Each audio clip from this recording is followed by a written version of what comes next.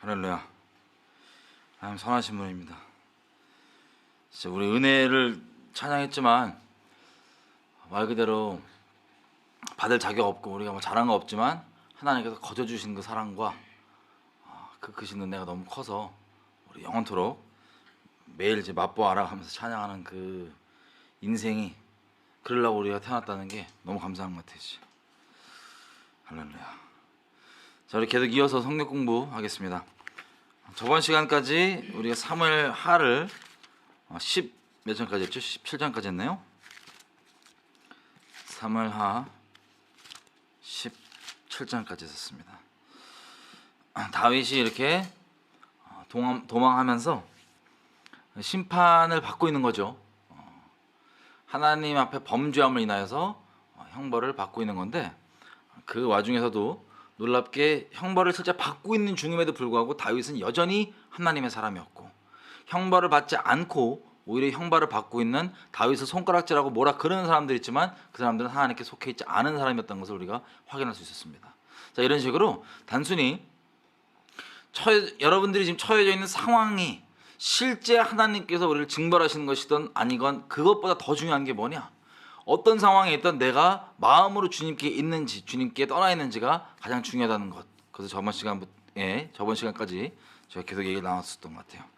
자, 오늘 계속 이어서 시작하겠습니다. 사무엘하 18장인데요. 전쟁을 이제 하는 겁니다. 어떻게 전쟁을 하냐? 여러분 생각해 보세요. 그 아버지 다윗과 아들 압살롬이 교통하지 않고 이렇게 있다가 이게 아버지와 아들 가운데 전쟁이 났어요. 물론 아버지는 그런 의도 없지만 아들은 아버지를 죽이겠다고 하는 그 반역의 극에 달해서 이런 일들이 지금 벌어지고 있는 와중입니다. 다윗에게 있었던 그 쓴마음, 압살롬과 우리가 비참한 최후를 맞이했던 아히도벨과 등등, 이렇게 이 사람들이 주도를 해서 이스라엘 사람들을 붙잡고 다윗에게 대하여 반역을 일으키는 그것을 저희가 지금 보고 있는데, 자, 아마 오늘은 이 전쟁의 마지막을 좀 끝낼 수 있길 바랍니다. 시간상 너무 오랫동안 얘기했어요. 18장 1절입니다. 이에 다윗이 그와 함께한 백성을 숫자를 세보고 천부장과 백부장을 그 위에 세우고 그 백성을 내어 보낼새 3분의 1은 요압의 수하에, 3분의 1은 스루야의 아들 요압의 동생 아비새의 수하에 붙이고 3분의 1은 가드 사람 입대의 수하에 붙이고 백성에게 이르되 나도 반드시 너희와 함께 나가리라. 여러분 여기 보시면 이때가 누군지 기억나시죠? 블레셋에서 망명했던 사람인데 지금 다윗의 군대를 지금 자기 군대 마지막 힘이라고 할 수 있는데, 물론 하나님 외에 물리적으로 자기 기반이라고 할 수 있는 이 군대의 3분의 1을 맡기는 그런 신뢰자가 됐습니다. 자, 이때라고 하는 사람 이스라엘 사람이 아니에요. 블레셋 사람입니다. 가드 사람. 자, 여기에 다윗이 자기도 너희와 함께 가겠다고 얘기를 합니다. 여러분이 만약에 이런 차에 있었으면 함께 가는 게 어떠세요? 함께 가면은 당연히 네가 앞장서야지. 물론 사기는 더 올라갈 수 있지만 입장이 많이 다릅니다. 어떻게 입장이 다르냐? 3절 백성들이 가로되 왕은 나가지 마십시오. 우리가 도망할지라도 저들은 우리에게 신경 쓰지 아니할 것이지만 우리가 절반이나 죽을지라도 우리에게 신경 쓰지 않을 것이다. 왕은 우리의 10,000명보다 소중한 분이시오니 왕은 성에 계시다가 우리를 도우심이 오히려 낫겠습니다. 라고 백성들이 한마음으로 얘기를 합니다. 여러분, 우리가 만약에 이 입장에 있었다면 어떻게 생각해요? 요즘에 우리나라는 지난 역사 동안 우리 민족이 겪었던 일들이 많아서 그렇지만 왕이 백성들을 버리고 간다고 막 그렇게 얘기하는 것들이 막 욕하는 게 기본입니다. 그죠? 그게 이제 거슬러 올라가서 실제 그게 비겁하게 버리고 나간 것도 있지만 근대에 가면은 이제 6.25 전쟁 때 이승만 대통령이 도망갔다 이것 때문에 엄청 막 욕하고 막 그러잖아요. 여러분 다윗을 보십시오. 백성들이 진심으로 다윗을 사랑합니다. 다윗을 아껴요. 그래서 그래 우리가 싸우기 싫은데 어쩔 수 없이 싸워야 되니까 네가 앞장서서 사기를 북돋아라 이런 식으로 얘기하는 게 아니라 다윗이 혹시라도 위험할까 봐, 그리고 저 적들이 다윗을 바라는 것을 알기 때문에 자기들이 기꺼이 죽을지라도 다윗을 보호하고 싶은 이 다윗을 아끼는 마음이 여기에 담겨 있습니다. 네가 책임져라, 네가 해라, 이런 차원이 아니라 정말 다윗을 아끼는 사람들이 모여서 갔던 것 같아요. 물론 다윗을 그렇게 아끼니까 같이 이렇게 나갔겠죠. 평안함과 안전함과 자기의 삶의 터전을 버리고 나온 거예요. 급격하게 갑자기. 우리 따지면 급변사태입니다. 그죠? 급변사태로 이렇게 살고 있었는데 갑자기 압살롬이 반란을 일으켰대. 그랬더니 다윗이 피난할 때 급격히 다 버리고 도망간다. 여러분 같은 어떻게 했어요? 다윗을 마음으로 사모하는 사람들은 그 사모하는 정도가 적당히 뭐 우리가 생각하는 것처럼 해당해서 정치적으로 지지한다 이 수준이 아니라는 걸 알 수 있을 거예요. 정말로 다윗을 아끼는 사람들이라는 걸 우리가 여기서 엿볼 수 있습니다. 그러니까 기꺼이 다윗 따라서 터전도 버리고 자기 지금 당장 집 버리고 가야 되는 거예요. 어떻게 될지 앞날을 모르는데 다윗을 사랑해서. 우리가 예수님이 요한계시록에 얘기했던 것처럼 말세 그러잖아요. 이 사람들 머리에 하나님의 인을 맞은 사람들이 있는데 막 새 노래로 찬송을 하잖아요. 근데 그 특징이 뭐라고 되냐면 어린 양이 인도하는 곳이든 어디로든 어린 양을 따라가는 자들이에요. 세상으로부터 여자로부터 정절을 지키며. 자, 저희 우리 모두가 그렇게 이 백성들이 마치 그랬던 것처럼 하나님 이렇게 왜 안 해줘요? 뭐 해줘요? 뭐 하나님 책임지세요? 이런 까부는 그런 하나님의 능력은 이해하고 능력을 안다고 교리적으로 이해할 수 몰라도 사랑하지 않아서 그렇게 함부로 대할 수 있는 그런 사람들이 아니라 하나님 가시는 곳이든 어디건 우리가 따라갈 수 있는 그런 이런 다윗을 아꼈던 백성과 같은 그런 마음이길 바랍니다. 그랬으면 좋겠어요. 평생. 자, 그래서 백성들이 말리는 거예요. 아니에요. 왕께서 그러니까 왕이 먼저 나 안 갈래 무서워 이게 아니고 기꺼이 가겠다고 하는 거예요. 하지만 왕이시여 여기 계십시오. 우리가 가겠습니다. 우리보다 훨씬 더 소중한 분이십니다. 왕께서 우리의 10,000명보다도 소중한 분이십니다. 성 안에 계셔주시고 우리를 도와주시는 게 오히려 낫겠습니다. 자, 그렇게 얘기해서 4절 왕이 저희들에게 말하되 너희가 선하게 여기는 대로 내가 행하리라 하고 문 곁에 서서 섬에 모든 백성이 100명씩 1000명씩 대를 지어 나가는지라. 자, 이제 같은 민족이에요. 같은 민족끼리 전쟁을 치릅니다. 싸우러 나갑니다. 이 반역한 무리들과 다윗을 사랑해서 예루살렘을 떠나 있는 무리들이 지금 전쟁을 치러 나가는데 참 마음이 어떻겠습니까? 다윗이 기꺼이 나가고자 했을 때는 그 깊은 마음 속에는 이런 마음이 있었어요. 어떤 마음이냐? 여기 나옵니다. 5절 왕이 요압과 아비새와 이때에게 명하여 가로되 나를 위해서 내 얼굴 봐줘서 소년 압살롬을 너그럽게 대접하라. 아니 왕이 압살롬을 위하여 모든 군장에게 명령할 때 백성들이 다 들으니라. 그러니까 이 전쟁을 치러 나갈 때 왕이 간곡히 부탁을 하는 거예요. 내 얼굴 봐서 압살롬을 좀 불쌍히 여겨줘라. 압살롬을 해하지 말고 건드리지 말아달라. 죽이지 말아달라. 해치지 말아달라고 백성들이 다 듣게 왕이 이 출진하는데 왕이 백성들이 다 듣게 그렇게 얘기를 하는 겁니다. 여러분 그냥 이 백성들은 그냥 말 그대로 백성의 신분으로서의 이 위치만 백성인 사람이 아니라 다윗을 사랑하는 자들이라는 걸 우리가 힌트로 엿볼 수 있었잖아요. 다윗이 부탁하는 그 마음을 다 느꼈을까요? 안 느꼈을까요? 깊게 느꼈을 겁니다. 이 백성이 나가면서 생각하면 참 다시 얘기하는 거지만 애시당초 이런 범죄를 안 했으면 다윗이 이런 끔찍한 일이 없었을 텐데 참 이게 무슨 비극입니까? 너무 슬프게도 어쨌든 자기 아들과 지금 전쟁을 치르게 되는 상황에 처해 있어요. 그래서 백성들에게 간곡히 부탁하는 것, 제발 내 아들을 해치지 말아달라. 백성들이 다 들어요. 그 마음을 듣습니다. 그랬더니 6절 이에 백성이 이스라엘을 치러 들로 나가서 에브라임 숲에서 싸우더니 거기서 이스라엘 무리가 다윗의 신복들에게 패하매 그날 그곳에서 사륙이 커서 2만 명에 죽은 겁니다.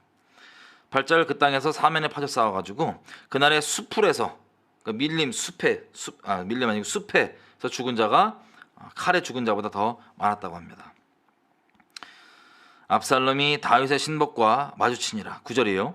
압살롬이 노새를 탔는데 그 노새가 큰 상수리 나무 번성한 가지 아래로 지날 때 압살롬의 머리털이 그 상수리 나무에 걸림에 저가 공중에 달리고 그 탔던 노새는 그 아래로 빠져나간지라. 그러니까 이제 전쟁에서 압살롬이 다윗의 종들을 마주쳤는데 압살롬이 그 용모가 준수하잖아요. 그 머리 남들이 안 갖고 있었던 그 특별한 머리부터 해서 이 모든 것들이 얼마나 쓸데없는 정도가 아니라 비참한 결과를 갖고 오게 되냐? 참 모르겠어요. 압살롬이 용모가 준수하고 많은 사람들을 자기에게로 마음을 훔치려고 했던 사람이기 때문에 우리가 깊게는 안 들어보고 기록이 안 돼 있다 할지라도 어떤 걸 알 수 있냐면 자기의 가진 어떠함을 최대한 활용해서 다른 사람들 자기를 우러러보게 만드는 그런 기본적인 태도를 갖고 있다는 걸 알 수 있습니다. 더더군다나 이 외모는 너무나 아름답다고 되어 있잖아요. 압살롬이 기록이 되어 있는 것처럼 이 외모, 특별히 머리가 특별한 머리였던 것 같아요. 2kg씩 잘라서 2kg 무게가 나오는. 제가 드레드 비슷한 걸 거라고 예상한다고 말씀드렸죠. 드레드 그 흑형들이 막 이거. 근데 그게 아마 자랑거리였지 않나 싶어요. 그리고 잘 가꿨을 거예요. 근데 그렇게 사람을 자기에게로 이끌게 하고 외모로서 자기를 드러나고 다른 사람 마음을 자기에게로 훔치려고 했던 아버지께로 충성되의 통로 역할을 해주는 게 아니라 자기에게 아버지를 위하고 그 백성을 위한 척하면서 다른 사람들 마음을 훔쳐서 자기에게로 돌리려고 했던 그 도구 중에 하나였던 그 상징이라고 얘기할 수 있는 압살롬의 이 머리, 이게 압살롬에게는 결국 비극을 가져오게 됩니다. 그래서 이게 나무에 걸려요. 2kg 정도 무게가 나올 정도니까는 이게 나무에 걸릴만 하겠죠. 나무에 걸려서 매달려 있습니다. 자, 이때 그리고 노새가 압살롬 나무에 걸리고 노새가 확 도망가서 나무에 달려 있는 거예요. 이렇게 막 빼려고 막 하는데 다 엉켜 있겠죠, 머리에. 전쟁 중이었으니까 이게 곱게 지나가다 그런 게 아니라 급히 급격한 상황 가운데 일이 벌어진 거예요. 그래서 10절 한 사람이 보고 요압에게 보고하여 가로되 내가 보니 압살롬이 상수리 나무에 달려 있더라. 요압이 그 보고한 사람에게 이르되 네가 보고 어찌하여 당장 쳐서 땅에 떨어뜨리지 아니하였느냐. 네가 그렇게 당장 죽였으면 내가 너에게 은 10개와 띠 하나를 주었을 것이다 라고 했더니 12절 이 사람 말을 잘 들어보십시오. 그 사람이 요압에게 대답하되 내가 내 손에 은 1000개를 받는다 할지라도 나는 왕의 아들에게 손을 대지 아니하겠나이다. 우리가 들었거니와 왕이 당신과 아비새와 이때에게 명하여 이르기를 누구든지 삼가 누구든지 소년 압살롬을 해치지 말라 하셨나이다. 여러분, 이 사람이 어떤 직책이 있고 어떠한 사람인지 우리가 다 알 수 없지만 한 가지 분명히 또 확실히 알 수 있는 것은 은 10개, 은 1000개, 자기가 공로를 세우고 전쟁에 공로를 세우고 하는 것보다 그 어떠한 것보다 왕의 마음을 신경 쓰고 아끼는 사람이라는 거예요. 다시 말씀드리지만 저는 개인적으로 하나님께 이런 사람이었으면 좋겠어요. 다른 거 어떠한 것보다 여러분 은 1000개가 이 작은 액수가 아닌 것 같아요. 왜냐하면 상으로 적장에 우두머리를 치는 상으로 은 10개를 줄 정도라고 하니까 큰 상일 거 아니에요. 그런데 은 1000개를 줘도 다른 것과 바꾸지 않겠다. 왜냐하면 우리에게 간곡히 부탁하시는 그 다윗 왕의 마음을 알고 다윗을 사랑하는 자이기 때문에 그래서 그러지 않겠다고. 여러분, 우리가 얼마나 많은 것들과 하나님을 쉽게 바꾸려고 합니까? 우리 마음 가운데. 하나님 우리에게 가장 소중한 분이신데 우리가 입술의 고백으로만 그치지 않고 항상 우리 마음 가운데 성령께서 우리 심령을 정직하게 붙잡아 주시고 조명해 주셔서 우리가 하나님보다 더 존귀히 여기라고 하는 게 마음 가운데 드러난다면 계속해서 책망해 주시고 깨닫게 해주셔서 우리가 우리의 의지로 주님을 사랑하기 때문에 하나님의 마음만 붙잡고 하나님만 붙잡고 가는 평생 우리가 됐었으면 좋겠어요. 성령의 은혜로, 하나님의 은혜로. 자, 이 무명의 이 사람이 이런 걸 보면 참 되게 감동입니다. 나도 하나님께 정말 이렇게 하나님 마음을 헤아리고 그렇게 아꼈으면 좋겠다 라는 생각이 항상 들어요. 자, 13절 아무 일도 왕 앞에는 숨길 수가 없나니 내가 만약 거역하여 그 생명을 해쳤더라면 당신도 나를 대적하였으리로다. 자, 요압을 잘 알죠. 요압의 이 태세 전환. 요압은 참 출세를 위해서 아무것도 안 가리는 아주 무서운 사람입니다. 그래서 내가 만약에 그 사람 죽였으면 왕이 그렇게 요압 너도 날 대적했을 거 아니냐. 13절 아무 일도 왕 앞에 숨길 수 없다. 자, 하나님 이미 우리 마음은요. 다윗이 하나님은 아니지만 여기서 비유를 빗대어 보자면 하나님은 왕 대신 하나님은 우리 마음을 다 압니다. 우리 마음을 헤아려 주시고 우리 진리를 따라서 진리의 사랑을 따라서 우리에게 필요한 것들을 구하기도 전에 우리에게 응답해 주시고 은혜로 베풀어 주십니다. 채워 주십니다. 행하여 주십니다. 근데 우리가 하나님 마음을 티끌만큼이라도 정말 헤아려서 그냥 살 수 있으면 좋겠어요. 제가 위로라는 저번에도 저희 보니까 우리 뭐 생방송 하는데 채팅창에서 막 저 싸웠던 것 같은데 제가 끼어들려다가 못 끼어들었어요. 뭐 때문이냐면 하나님을 위로한다는 내용. 여러분 우리가 보통 사람이 누구를 위로하는 것은 높은 마음에 있고 더 높은 위치에서 위로하는 그런 수준의 위로도 물론 위로일 수 있겠지만 기본적으로 여러분 사람이 누군가가 내 마음을 알아주고 안 알아주고는 우리에게 엄청난 영향을 끼칩니다. 물론 하나님만 바라보는 사람들은 내 마음을 안 알아줘도 그냥 하나님이 아시니까 그냥 잘 갈 수 있지만 일반적으로 그냥 세상에 사는 그냥 일반 사람들 기준으로 얘기해 볼게요. 자, 누군가가 내 마음을 안 알아주잖아요. 이 큰 비극입니다. 부부끼리도요. 아무리 몸은 같이 있어도 내 마음을 안 알아주잖아요. 그래서 섭섭하고 그래서 뭐 외롭다 뭐 같이 있어도 슬프다 뭐 별의별 그런 게 마음 때문인 거예요. 왜냐면 우리는 존재가 껍데기 육체는요 아무리 꾸미고 이쁘게 하려고 해도 이건 진짜 껍데기고요. 우리의 실체는 우리 실체를 담고 있는 껍데기인 육체 안에 있는 우리의 실체, 우리의 마음 혹은 혼, 영혼 뭐라고 부르던 우리 마음입니다. 마음을 안 알아주니까 맨날 힘들어하고 아파하는 거예요. 그리고 요즘 같은 세상에서 보면은 외모만 계속 꾸미는데 외모 지상주의가 됐으니까 외모만 꾸며서 사람들이 내 마음을 훔쳐서 나를 향하게 하고 싶지만 결국에는 그 사람들이 나를 그렇게 외모를 내가 꾸민 걸 보고 왔다면 그 외모 사라지면 떠나요. 근데 그 외모를 보고 따라온 사람들을 보면 여러분이 만족이 있을 것 같냐? 전혀 만족이 없습니다. 왜? 외모를 보러 왔기 때문에 여러분 껍데기를 보고 온 거예요. 여러분의 중심과 마음과 이걸 보고 온 게 아니라. 그래서 더더욱 외로우시고 더더욱 위로받긴커녕 더더욱 좋긴커녕 더 공허해지실 겁니다.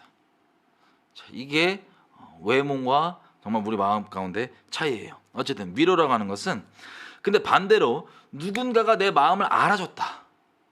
슬픈데 이 세상에서 뭐 결혼 생활 가운데 그렇게 남편은 내 마음을 못 알아줘 뭐 이런 식으로 막 이렇게 마음을 이렇게 하고 있는데 어떤 외간 여인 혹은 외간 남자가 진짜 마음을 알아주는 게 아니고 알아주는 척 하려고 꼬시려고 알아주는 척 하려고 이렇게 마음을 헤아린 척 좀 해줬다. 그러면 거기에 또 헷가닥 감동받으셔갖고 그렇게 이 저질러서 안 되는 짓들을 저지르는 이런 일들이 세상에서 계속해서 쳇바퀴처럼 돌아가는 일입니다. 슬프게도 마음이 제일 중요한데 자 하나님이요 우리에게 성령을 주신 이유를 저번에 우리가 오순절 얘기하면서 나눴잖아요.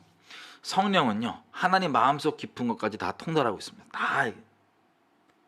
그래서 우리 한 영이 되어서 성령 안에서 성령으로 하나님과 교통을 한다는 건 마음을 나눈다는 거예요. 그때 우리가 하나님 마음을 헤아려 주잖아요. 티끌만큼이라도. 그러면 제가 감히 말씀드릴게요.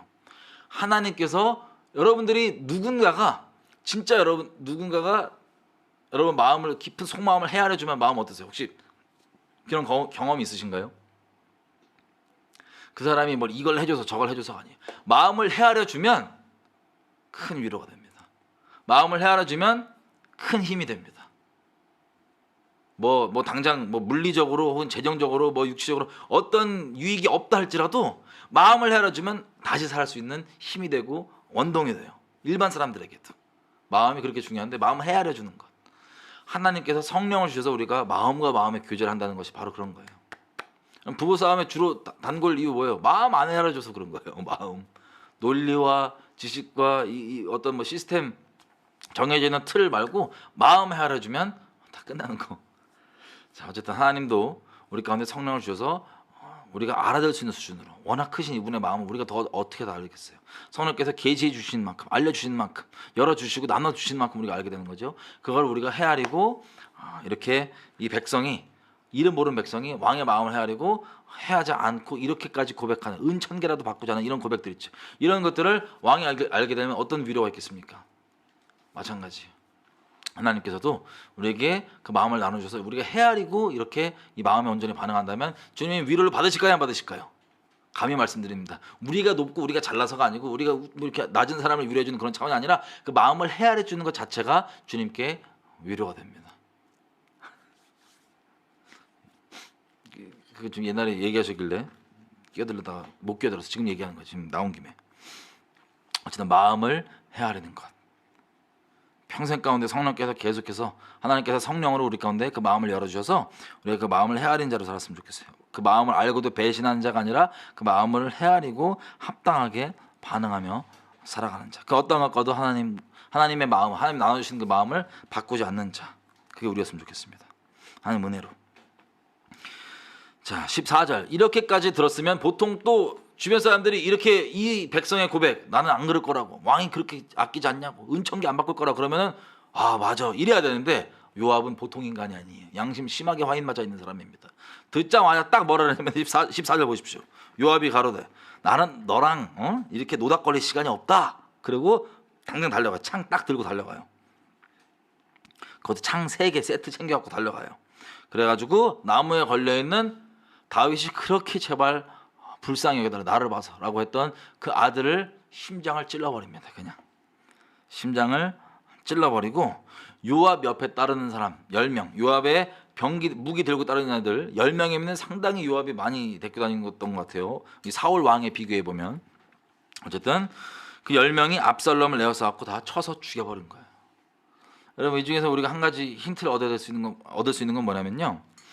우리가 만약에 이 요압의 무기를 들고 다니는 요압의 충신이라고 할 수 있잖아요. 그죠? 요압과 친한 사람. 요압의 목적을 같이 수행하는 사람. 슬프게도 요압이 하나님으로 예표되는 다윗 왕의 마음을 전혀 헤아리지도 않고 제껴버린 사람입니다. 그러다 보니까 그런 사람과 같이 있으니 당연히 무슨 일을 행하게 돼요? 하나님으로 예표되는 다윗 왕의 마음을 아예 제껴버리고 해치게 하고 아프게 만들어버리고 그 아끼는 압살롬을 죽여버리는 그런 사람들이 됩니다.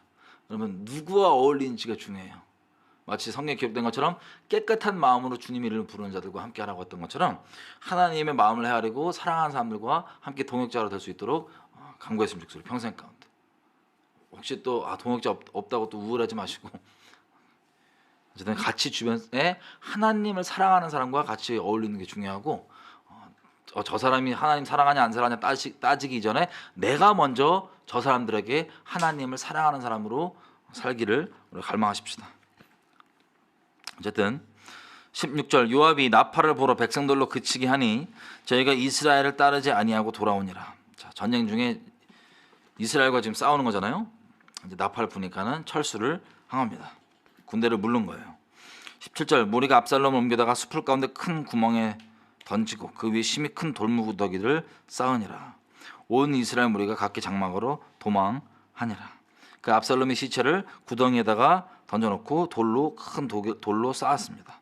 18절 압살롬이 살았을 때 자기를 위하여 한 비석을 가져 세웠으니 이는 저가 자기 이름을 전할 아들이 없음을 한탄함이라. 그러므로 자기 이름으로 그 비석을 이름하였으며 그 비석이 왕의 골짜기에 있고 이제까지 압살롬의 기념비라 일컫더라.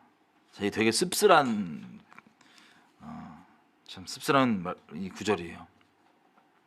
압살롬이요. 사무엘하 14장 27절 잠깐 가보지 마세요. 제가 읽어드릴게요. 여기 가보면 압살롬이 원래 아들이 셋이 있습니다. 압살롬이 아들 셋과 딸 하나를 낳았는데 딸의 이름은 다말이라. 얼굴이 아름다운 여자더라. 자, 이렇게 원래 아들이 셋이 있었는데 아들이 다 죽었나 봐요. 보니까. 왜냐면 자기의 대를 이어갈 아들이 없는 것을 한탄했던 게 압살롬의 죽기 전까지 압살롬의 마음이었습니다. 그래서 그 자기 대를 이을 아들이 없으면 한탄하여서 비석을 자기 이름으로 이렇게 지었는데, 자, 그게 압살롬의 기념비예요.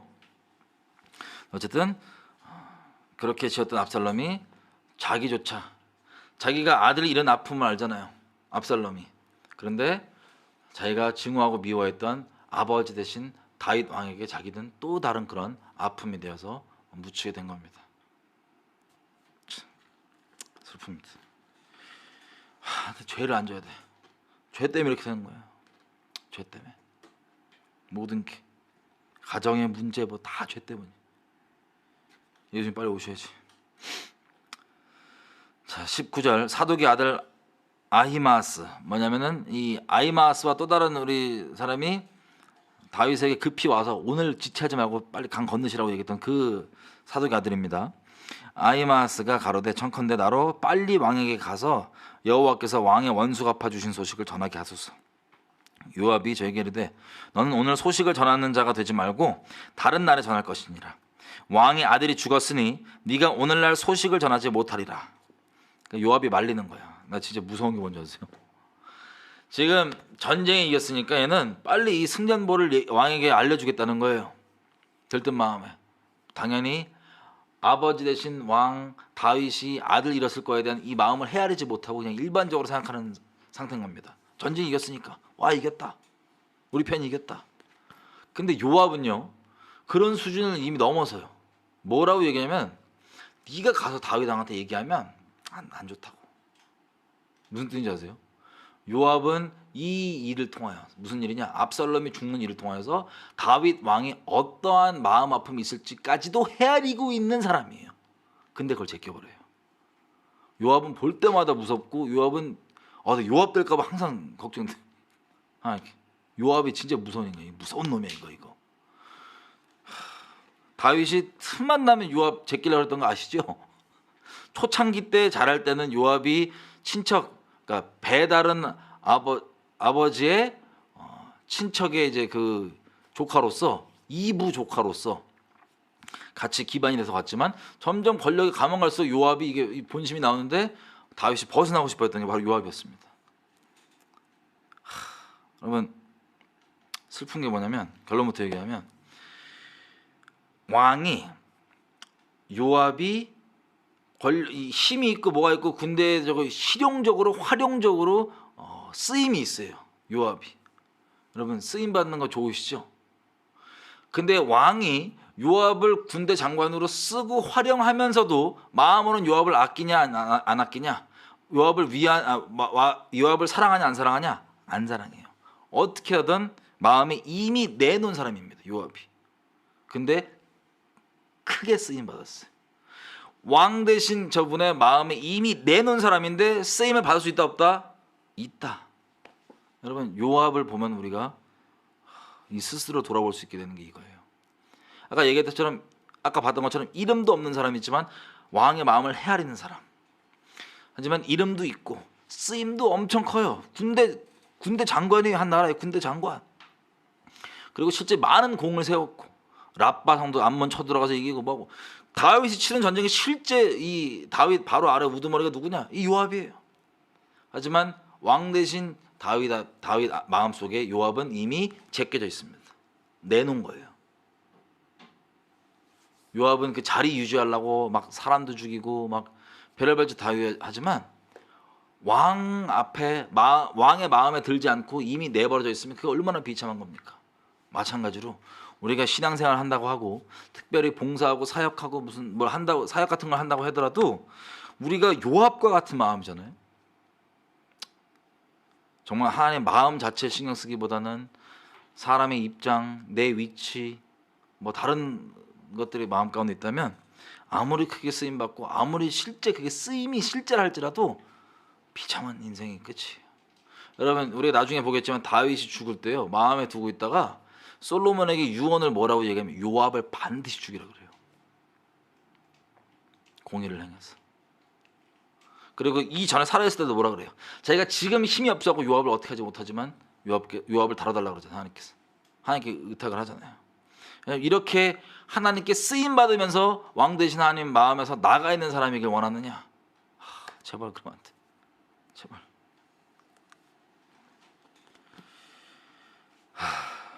요압을 보면 경각이 됩니다. 그 이미 아는 거예요. 네가 가서 이 소식을 전하면 왕한테 너 찍혀. 이미 아는데도 진짜 무서운 사람 요압. 어쨌든 21절 다른 사람에게 전합니다. 구스 사람. 구스가 어디예요? 에티오피아죠. 지금의 쿠시. 흑인에게 구스 사람에게 이르되 네가 가서 본 것을 왕께 고하라 하매 구스 사람이 요압에게 절하고 달려가니 사독의 아들 아히마스가 다시 요압에게 이르되 어쨌든 나로 또한 구스 사람 뒤를 따라서 뛰어가게 하십시오. 요압이 가로되 내 아들아 왜 뛰어가려 하느냐? 이 소식으로 인하여서는 상을 받지 못하느니라. 이렇게까지 잘하는 요압이 자기 추구하는 바를 위해서 왕의 마음을 헤아렸음에도 불구하고 제껴버리는 아무렇지도 않게 무서운 인간. 이렇게 되면 안 됩니다. 우리 저가 아무쪼록 다름질하겠노라 하는지라. 요압이 가로되 그래 해라. 그래서 아히마아스가 막 달려갑니다. 그래서 그 구스 사람보다 더 앞서서 가게 된 거예요. 다윗에게 소식을 전하러. 근데 다윗이 이제 문 사이에 앉아 있는 거예요. 파수꾼이 성문 위에 위에 올라가서 보니까 어떤 사람이 막 혼자 뛰어오는 거예요. 파수꾼이 외칩니다. 왕께 얘기합니다. 누가 오고 있다고. 그랬더니 왕이 자 혼자면 그 입에 소식이 있을 것이다. 그랬더니 또 가까이 오고 또 보니까 다른 사람이 막 뛰어서 오는 거예요. 그랬더니 또 문지기가 얘기해 줍니다. 다른 사람이 또 옵니다. 그랬더니 왕이 저도 저 사람도 소식을 갖고 오는 거다. 파수꾼이 가로되 나보기엔 앞선 사람의 다름질이 아히마아스의 다름질과 같다. 왕이 가로되 저는 좋은 사람이니 좋은 소식을 가져오느니라. 나 보니까 앞에 아히마아스 같은데요. 그랬더니 쟤는 좋은 애니까 좋은 소식을 갖고 온대. 여러분 복음 전하는 사람 좋은 사람. 자 아히마아스가 외쳐 왕께 말씀하되 평강하옵소서 하고 왕의 앞에서 얼굴을 땅에 대고 절하여 가로되 왕이 하나님 여호와를 찬양하리로소이다. 그 손을 들어 내 주 왕을 대적하는 자들을 붙여 주셨나이다. 왕이 가로되 소년 압살롬이 잘 있느냐. 왕의 마음이 여기서 지금 문 근처에서 계속 왕이 하는 게 뭐냐. 아들 어떻게 됐는지 궁금한 거예요. 아들. 그리고 승리했다는 소식을 듣고 잘됐다 기뻐 이런 게 지금 마음에 먼저 있는 게 아니고 그래서 압살롬 어떻게 됐냐고. 압살롬 아들 어떻게 됐냐 라고 물어봅니다. 잘 있느냐 그랬더니 아히마아스가 그 부분을 편집합니다. 어떻게 편집하냐. 요압이 왕의 종 나를 보낼 때 크게 난리가 난 걸 봤는데 무슨 일인지 알지 못하겠습니다 라고 거짓말이에요. 편집합니다. 대답을 얘기 안 하고 있으니까 왕이 이 승리의 소식에 기뻐하지 않아요. 30절 왕이 가로되 그럼 옆에 잠깐 있어라. 그리고 기다립니다. 다음에 올 그 흑인 구스 사람. 31절 구스 사람이 이르러 고하되 내 주 왕께 보고할 소식이 있습니다. 여호와께서 오늘날 왕을 대적하던 모든 원수를 갚으셨습니다. 신나서 얘기했겠죠. 승리와 마음에. 왕이 구스 사람에게 묻되 소년 압살롬이 잘 있느냐. 구스 사람이 대답하되 내 주 왕의 원수와 일어나서 왕을 대적하는 자들은 다 그 소년과 같이 되기를 원하나이다. 이거 들었을 때 충격 한번 생각해 보십시오. 왜 그런지 아세요? 압살롬 아들을 아끼는 것도 아끼는 건데 특별히 이 일들이 자기의 죄 때문에 벌어지고 있다는 걸 알고 있어요. 상상하기 어렵지만 만약에 나의 죄 때문에 아들이 죽는다. 나의 죄 때문에. 하나님 앞에 나의 죄 때문에 아들이 죽는다. 상상하기 어려워요. 다윗은 이 일들이 자기 죄 때문인 걸 알고 있어요.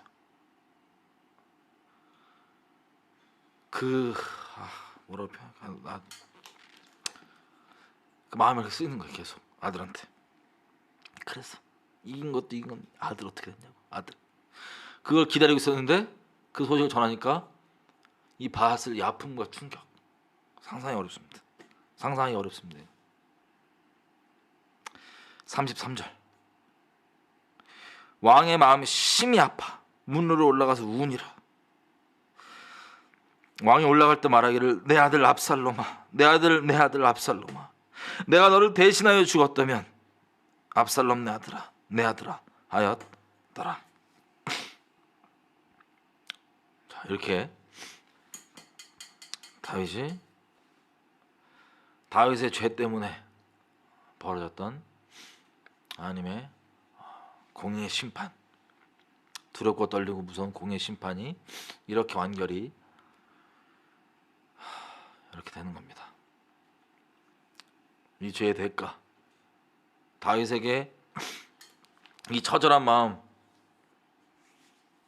다윗이 죄에 대한 무서움을, 여러분 하나님을 경외한다는 걸 또 다른 표현으로 얘기하면 죄를 무서워할, 죄를 진짜 죄가 이걸 저지르면 얼마나 무서운 것인지를 알아서 죄를 완전 극혐하고 떠나게 되고 미워하게 되는 그런 게 이제 하나님 경외한다는 걸 알 수 있는데, 그리고 하나님이 죄에 대해서 얼마나 공의로우신지를 아는 것.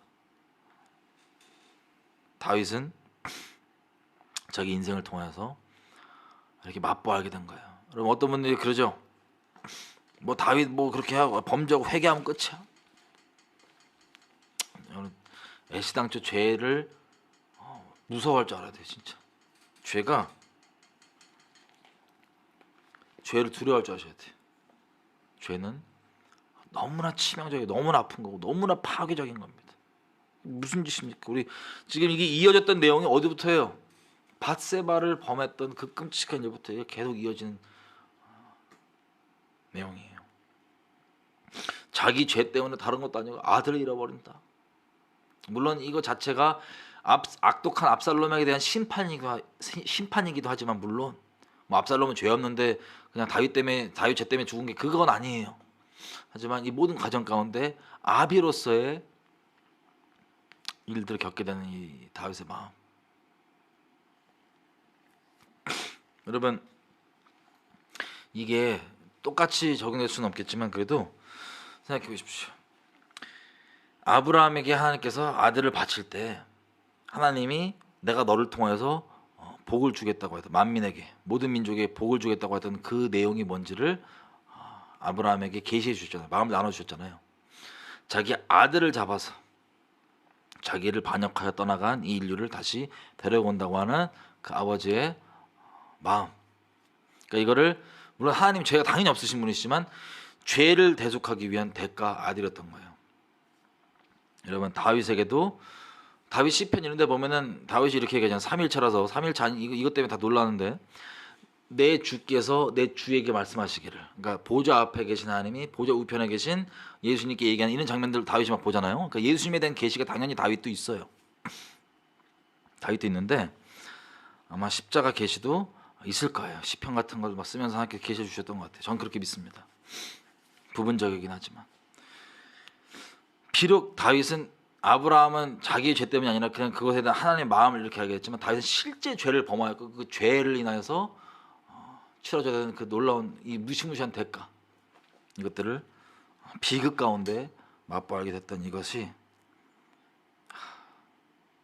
죄를 더 미워하고 하나님을 경외하고 또 다윗의 개인 관계에서 아들을 주신다고 하는 그 아버지의 마음을 티끌만큼 헤아릴 수 있는 계기가 되지 않았나. 평생 가운데 이게 기록이 이렇게 쭉 돼 있는 이 이유 중에 하나가.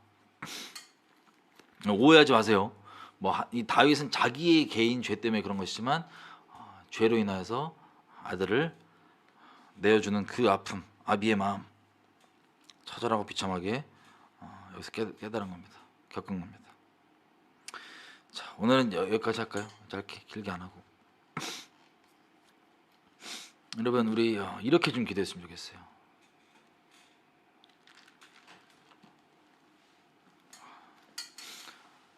요압처럼 살지 않게 해주십시오라고.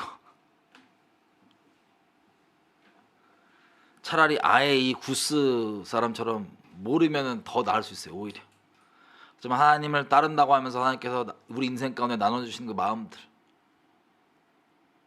그런 것들 우리가 다 저버리고 버려버리고 심지어는 버리는 수준이 아니라 알면서도 하나님의 마음을 기쁘게 드리는 일들이 아니라 나를 위한 일들을 택하고 가는 것. 요압과 같은 처신만 하고 하나님 아닌 다른 것들 마음에 두고 추구하는 이 일들이 우리 평생 가운데 좀 없었으면 좋겠어요. 하나님 감히 죽어 마땅한 우리 죄인들에게 아들 예수님 주셔서 우리 죄값을 지불해 주시고 대속해 주셔서 우리를 구원해 주셨는데 그 이후로 더더군다나 성령을 주시고 그 마음을 나눠주시며 계속 동행해 주시는데 하나님 마음을 우리가 알고 평생 계속 알 수 있도록 허락해 주십시오. 여러분 알기만 해도 이 마음을 시원케 하지 않고 요압처럼 굴면 마음을 나눠주겠어요? 안 나눠주겠어요? 당연히 안 나눠주겠죠. 하나님 마음을 아는 만큼 그렇게 우리 달란트 다 동원하고 힘 다해서 아버지 마음을 기쁘게 해드리려고. 물론 능력적으로는 우리가 뭘 해서 되는 그런 게 아니라는 거 우리 잘 알고 있을 거예요. 다. 능력은 주님 전능하셔서 우리 없이 일하시는 게 더 쉽고 편하게 일하실 수 있지만 그 마음을 나누는 이것 평생 가운데 영원토록 우리가 그 놀라운 초청을 받았는데 여러분 아까도 말씀드렸지만 뭐 가장 가까이 있는 부부, 친구, 뭐 가족, 뭐 사회 공동체 등등 내 마음을 헤아려주지 않는다고 마음 어려워하시잖아요. 걱정하지 마세요. 사람들은 아무도 안 내려줄 수도 있어요. 그게 사실일 수 있어요. 그것 때문에 우울해하지 마세요. 하나님이 여러분과 마음을 나누는 그런 관계로 영원토록 살기를 원하십니다. 그게 우리의 부르심이고 그게 우리의 초청이에요. 그게 저와 여러분 태어난 이유예요. 놀랍잖아요. 온 우주를 만드신 이분이 마음 나누려고 만든 존재 여러분이에요. 이 세상에서 말하는 그 수많은 것들, 수많은 썩을 가치관들로는, 껍데기들로는 평가가 안 되는 우리, 그 부르심, 그 우리 존재에 만들어진 목적 따라서 평생 하나님 마음 헤아리고 하나님 마음 시원케 했으면 좋겠어요. 여러분 그런 거 아세요? 뭐냐면 예를 들어 여러분이 돈이 많은 사람이에요. 근데 뭐 여러분들 좀 뭐 어떤 상황이 좀 이렇게 안 좋다 이런 얘기를 듣고 여러분 잘 돈이 많은지 몰랐던 사람이 얼만큼 쓰라고 이렇게 슬쩍 이렇게 주고 갔다. 근데 여러분 갖고 있는 돈이 많은 사람이니까 여러분이 돈이 갖고 있는 돈에 비교하면 이거 진짜 세 발의 피 정도밖에 안 되는데 그것 때문에 기분 나쁘시겠어요? 아니면 그 마음 있잖아요.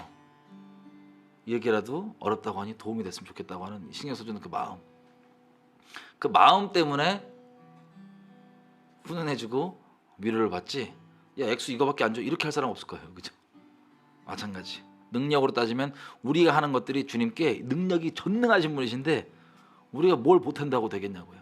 하지만 그 마음을 헤아리고 하나님께서 마음 알려주신 대로 우리가 뒤로 제꼈던 것들이 있다면 하나씩 하나씩 다시 그 마음으로 돌아가서 하나님 마음 기쁘게 해드리고 그렇게 시작으로 이렇게 하나씩 하나씩 점점 풍성해지는 그 마음과 마음의 교제가 풍성해지는 그런 우리 인생이 됐으면 좋겠습니다.